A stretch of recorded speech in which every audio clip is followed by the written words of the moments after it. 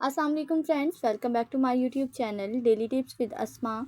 आज के इस वीडियो में हम आपको बताएंगे शुमाइला नाम के बारे में अनोखी और दिलचस्प मालूमात।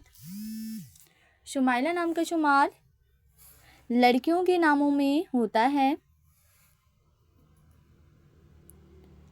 शुमाइला एक इस्लामी नाम है। शुमाइला नाम की इब्तदाई तारीख उर्दू ज़ुबान से निकलती है।